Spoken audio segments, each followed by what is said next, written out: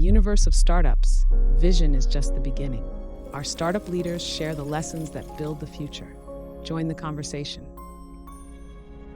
Hey, welcome back. I'm Vicky, and this is the Just Be Better podcast with our Startup Leaders Talk segment, where we dive into the minds of founders and execs who are shaping the startup ecosystem. If you're just listening and prefer to see our faces, head over to our YouTube channel at Just Be Better with Vicky. We love it when you tune in and join the conversation. It not only helps the algorithm, but also makes our guests feel seen and heard. Today's guest is Sara Green Brodersen, a dynamic founder turned operator with over a decade of experience leading startups and scale-ups across diverse sectors. Sara is passionate about fostering empowering cultures, driving growth through data-driven leadership, and tackling big challenges that create real impact. She's also an active investor, advisor, and speaker shaping the startup and tech landscape. Sara, I'm so thrilled to have you here today. Could you start by briefly introducing yourself to our audience, please? Yeah, absolutely. Thank you for having me, Vicky. So I'm Sara. I'm Danish of origin, but I live in London, UK right now. I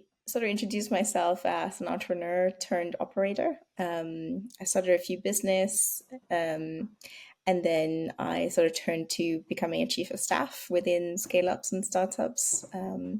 And now I'm working as a independent advisor, consultant, typically with sort of COO, chief of staff type work. I always love to start this conversation by bringing you way back to your career and asking, what was your very first paid job you ever had? And how did that shape your perspective of work, do you think? Yeah, so I started as a nanny. Actually, it was sort of my parents' neighbor's grandchild that needed a nanny. And so it was a very, small community. And I like the kids. So I said, yes, why not? And I think, when I saw your question, I was like, I wonder what I actually learned from that job. But I think, when you're taking care of a child or, I was cooking and cleaning and, just taking care of the household. And actually, you learn quite a lot in terms of having an overview and a holistic view of what's happening, and you have to adapt really quickly, if the kid is upset or whatnot. And I think that's actually something that, I can see in my later jobs that has been a really important skill, to have an overview over what's going on in the entire company and how does something affect other things. I might be overthinking it, but that was, I think that's just one of the skills that it requires to take care of a household, really.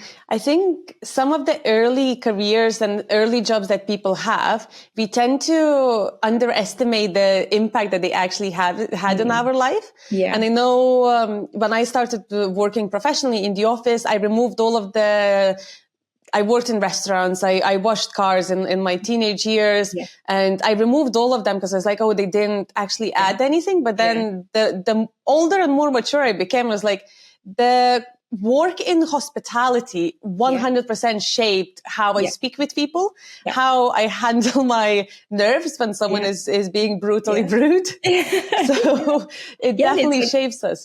Yeah, and I think because I was in hospitality as well, and I think that service mindset is something that's really good, especially when you work with customers. Employees as well. But and I think for, when you have, because I had lots of different jobs during my teenage years after school as well, and I think my parents were really good at sort of instilling a good work ethic.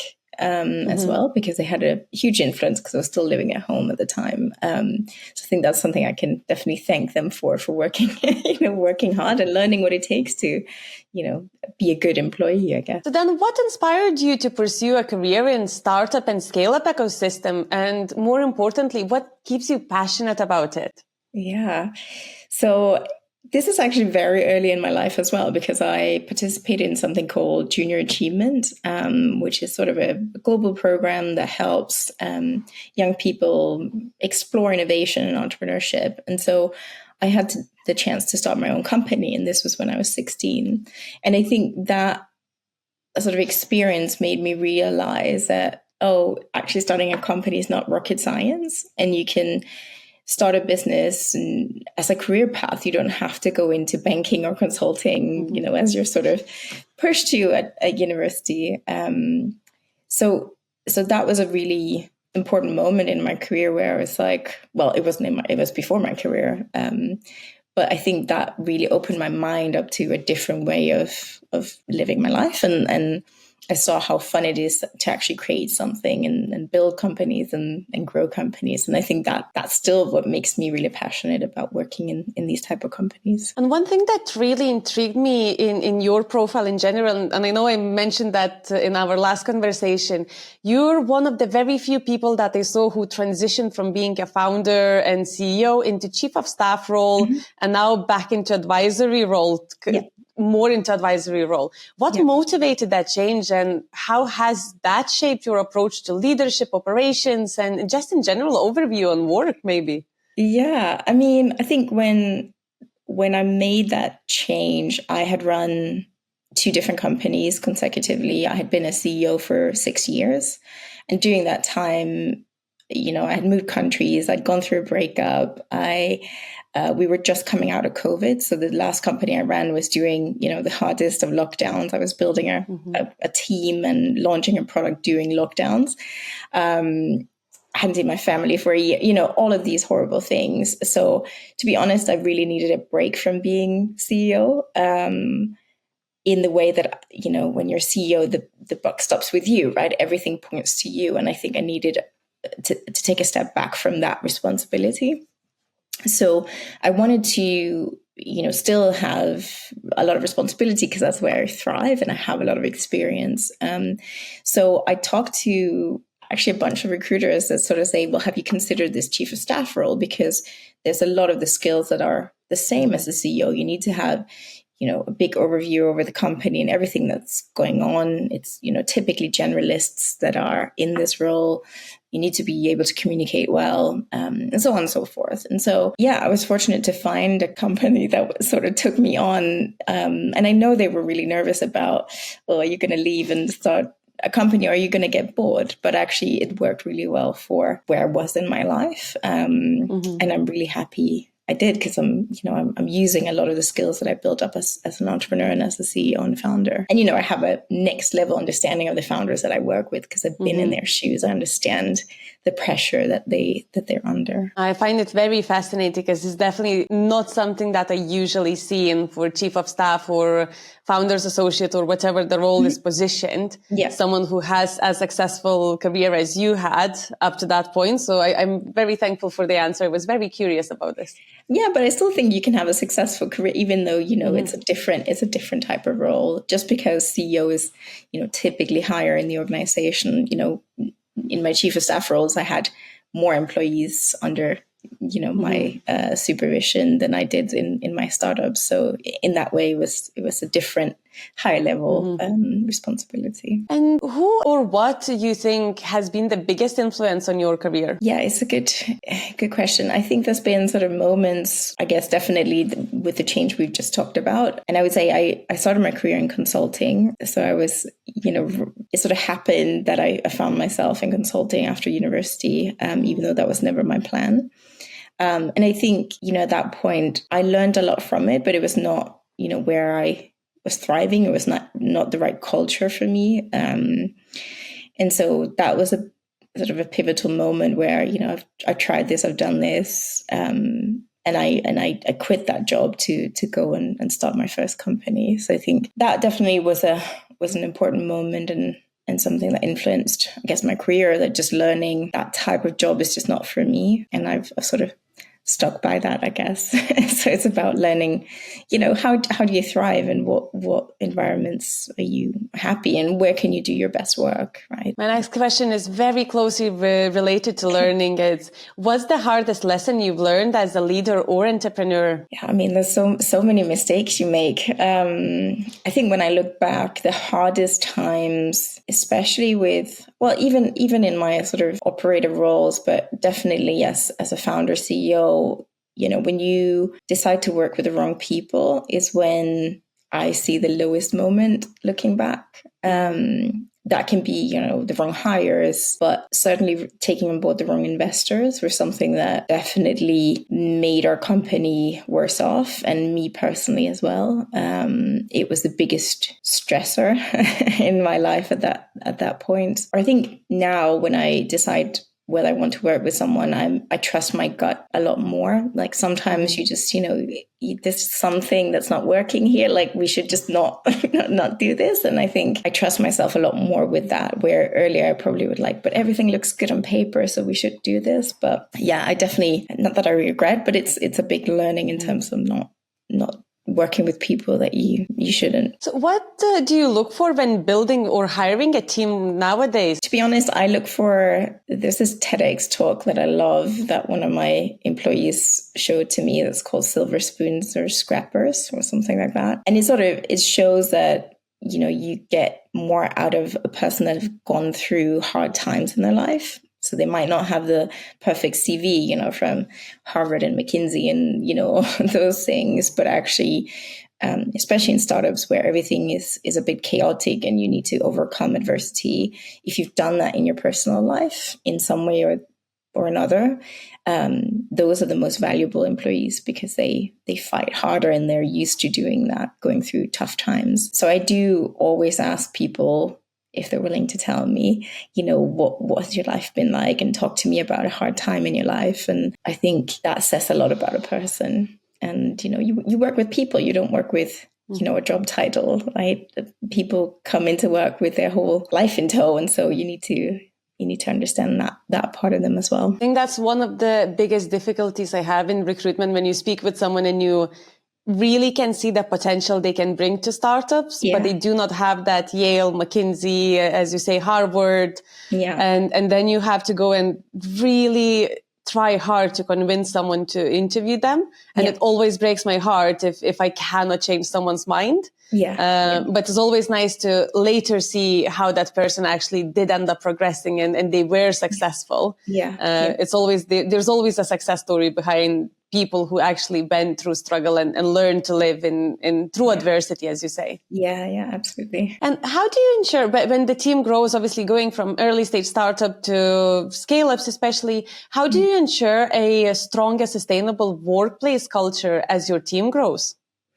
Yeah, it's really difficult, because I think as a small team, it happens and it's quite easy to manage in a way. And you create a culture because you have really good, hardworking people. Whereas you grow the team, you're getting different, motivations for joining the team. And so not everyone is there because they're super excited about the mission, although ideally that's what you want, but that's just not the case usually. So I think it's something that's really important to actually work with. And I think for me, it's been really important to instill, transparency and trust in different ways. So one way I do it is to make sure that all of the communication that filters down from leadership is honest with modifications, right? Sometimes you have to explain things in a different way, perhaps. But I think if you do that, you show a lot of trust in your employees. And I think that fosters loyalty. And then, of course, it's about what makes your employees happy, right? So for me, I know, for example, I'm a parent, so flexibility is really important for me. And I would never, check when people clock in and clock out. I have a trust that they'll get whatever they need done. And I think there are all of these sort of how we work that's just as important an element of culture as, I think sometimes you read job adverts and they say, oh, well, we have free pizza on Thursdays and that's our culture. And it's like, that's not the culture, right? Like, yeah, that can be an artifact of your culture and it's great that you have that, but it's not, if everything else, if there's bullying or sexual harassment, that's such a pizza not gonna cut it.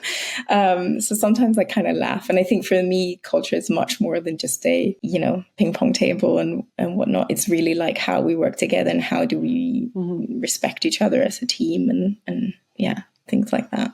About a year ago, I think I posted about the job description that I saw, and there was literally a sentence saying that if you join our team, you basically have to forget your life and it's a very demanding job. If you're looking for 9 to 6, it's not for you. But the way it was worded, it basically sounded like they're looking for a slave to be chained in the office. And I was like, your pizza and your free beer tab doesn't make for it. No, that doesn't make up for it. Yeah, exactly. And I think, I know there'll be some young people that will find that fascinating and want to work really hard and, go for it. But at some point, when you've been in the game for a bit longer, you just realize that's not, nothing is more important than, my life. Like work is important, but it's not the end and be all. So yeah, I sometimes see things like that as well. And I'm just like, oh my God. Yeah. Well, in that particular case, that job was live for 9 months or 10 months since I spotted it. And I don't know how long it was open before. And I think that's clear indication that they're doing something wrong with it. Yes. But moving towards you, back to you, Sara. Yeah. How do you approach maintaining work-life balance in a fast-paced and often very demanding startup and scale-up environment, both for yourself as professional, now also as a mother, and for your team as well? Yeah, it's a good question. And I don't think I have the golden solution yet. I try when I can to set boundaries for myself. So, put my phone away and communicate to my team. I will not be available at this time because I'm doing this, or block out my calendar so that I don't feel bad about people trying to contact me and they might freak out why they can't. So I think just setting, very visible boundaries helps me a lot.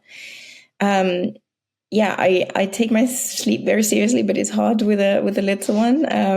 So I'm still working on that. And then, trying to get fresh air, daylight, some exercise as much as I can. I know that just helps my mental clarity, and I just feel happier as well when I get to do that. And then, just making sure that there's other stuff than work in my life, I would say. And what strategies or habits do you think have helped you to succeed in your role or businesses that you had? Yeah, I would say definitely saying yes to things. Like when a random woman asks you to come on a podcast, just say yes. I think that's what's created most opportunities is these random interactions that I've had, and maybe, at first instance, they won't matter, but then down the line, something comes of it. So I think it's hard to plan, but I think say yes to things, be curious, and with that comes obviously networking and being very intentional about your networking in the sense of prioritizing it, not being intentional with necessarily who you talk to, because I think a lot of people can add value to your career or your business. And I'm very thankful that you decided to say yes to me, because I'm very happy to have you here today. I'm happy to be here. When it comes to your role, you obviously been in a few different positions throughout your life. You can choose either of the positions, or you can give the answer to all of them. But what's one misconception people often have about your role that you work in? In general, I've often been sort of underestimated. I think as a female founder, there's so much talk about this, but you have to work so much harder to raise funding and be taken seriously. Well into my first business, people were still calling it a little project. And I'm like, okay, we can call it that. And I think, then with the chief of staff role is quite new still to many people. So either they think it's an executive assistant type role, which it's absolutely not. It's in my case, at least, it's much more of a strategic partner and sort of force multiplier of the CEO. Or they think it's something political, right? Because they've heard about the White House has a chief of staff. So I think there's misconceptions about what that role actually entails. And I guess as you alluded to before, why would you step down from a CEO role? Yeah, so I think I feel like I'm always explaining to people what I'm on. I'm not going to lie. The first time I heard chief of staff, and it was about 7-8 years ago, I can't pinpoint the exact moment, where one of the people that worked with us left to work for chief of staff in the chief of staff capacity. Yeah. And I honestly thought when I heard that description of a role, I was like, oh, she's never been in HR function, because I thought she's literally going to be like a chief of people, chief people officer running the team. And I was like, oh, she never worked in that capacity. I was like, that's a very interesting move. And then when someone explained me, I don't think I ever felt that dumb about very generic thing that was very generic knowledge to common sense to a lot of people. And to me, I was like, oh, that's very random. So I completely get it. Yeah, my parents still think I work in HR, and I'm sort of like, that's fine. Yeah, my parents doesn't even know what I do. They're just happy that I don't ask for money, and that's about it. Exactly. And then looking into your industries that you worked, you obviously worked in quite diverse industries so far. Mm-hmm. In the current ones, what trends or shifts in your industry are you most excited about or concerned about? Yeah, I mean, it's hard not to talk about AI at the moment, right? We have all the DeepSeek news today. And I think it's super exciting because I can see just with my work how much more efficient and like helpful it can be. You know, I'm like sitting there chatting away because I like to work, you know, and talk about what I'm working on. And it's actually really helpful when you don't have a person. But obviously there's lots of ethics to consider with AI as well. And how do we, you know, regulate? And typically, you know, our governments are just slow at regulating these kind of new technologies. So I am a bit wary of where would this take us? How does this impact our kids? But yeah, I'm also very excited. So it's very sort of, yeah, I think with a bit of trepidation following the news and all of the new technologies are rolling out. And to finish this segment, this part of the interview, what piece of advice you would give to someone just starting out in your industry or in startups in general? Yeah, I would say just learn to embrace the chaos of startups. I think adaptability is a really important skill. And if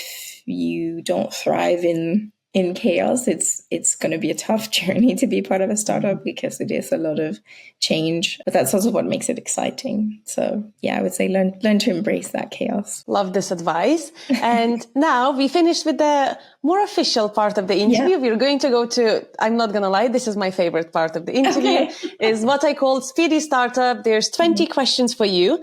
And 21st question has been posed to you by my previous guest, Tash Bristov. I'm going to tell that one just at the very end, but these questions you have about 30 seconds to answer. Some of them is yes or no. Some of them are a little bit longer. You can elaborate as much as you want. And this is the point where I'll try not to comment at all. And I'm still learning to do that. So it's the hardest part for me to keep my mouth shut apart from the question. Are you ready? Okay, I'm ready. Yeah.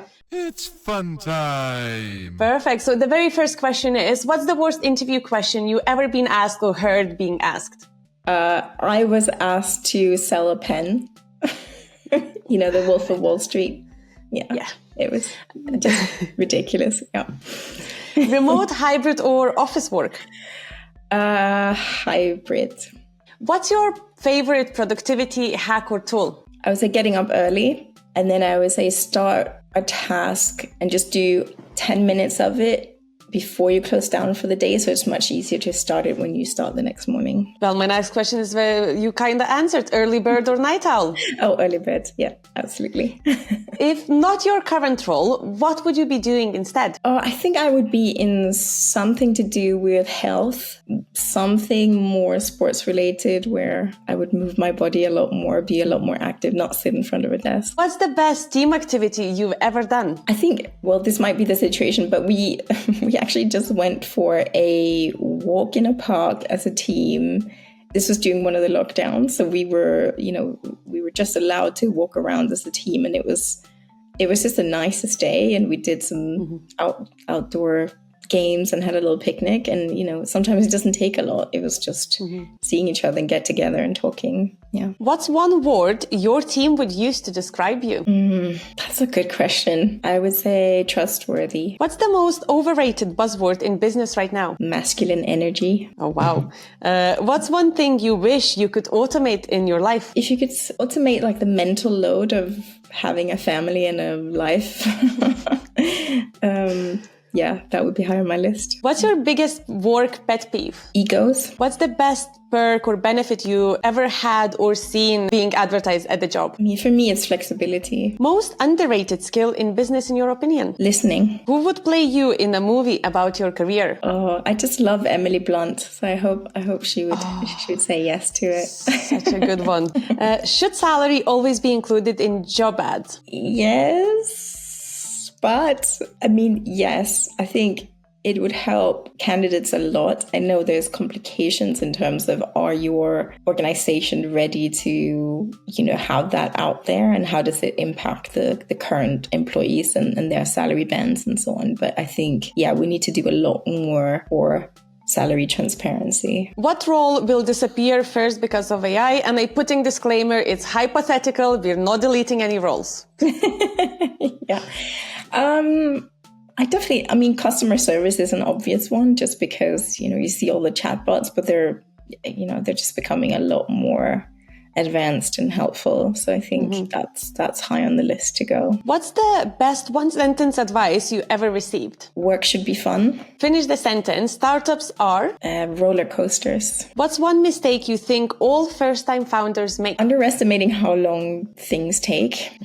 Like, your product will take longer than you think. Hiring will take longer. Fundraising will take longer. So actually, my next question is, again, very related to the previous answer you gave. What's one thing about the startup ecosystem you think most people don't understand? I think, probably both of the above. How chaotic it is, but also how long time takes to get something off the ground. Perfect. And the question that has been posed to you by Taj Bristow, what's your superpower and what's your kryptonite?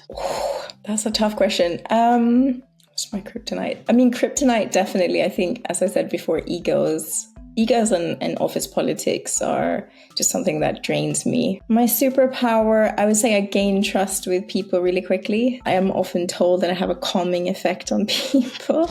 I don't know what it is, but that seems to be a superpower that means I have an easy time to talk to people, but at a depth where they actually tell me what's going on and share deep secrets. Yeah, I can see that. And could you pose a question to my next guest, Sara? Yes, I came up with one here. So in the fast-paced world of startups, leaders often walk a fine line between inspiring a vision and adapting to constant change. How do you balance being a steadfast captain of the ship while remaining agile enough to pivot when the seas get rough? Oh, that's a beautiful question. Thank you for that. My pleasure. And thank you in general. We're done with our recording. It was an absolute pleasure having you here today. Thanks. And it was really nice and very different answers again from everything I had. So very excited to share that with the people. Oh, that's good. Thank you so much for having me. And thank you to our audience for tuning in. If you enjoyed this episode, don't forget to like, subscribe, and share. Stay tuned for more inspiring conversations on Startup Leaders Talk segment.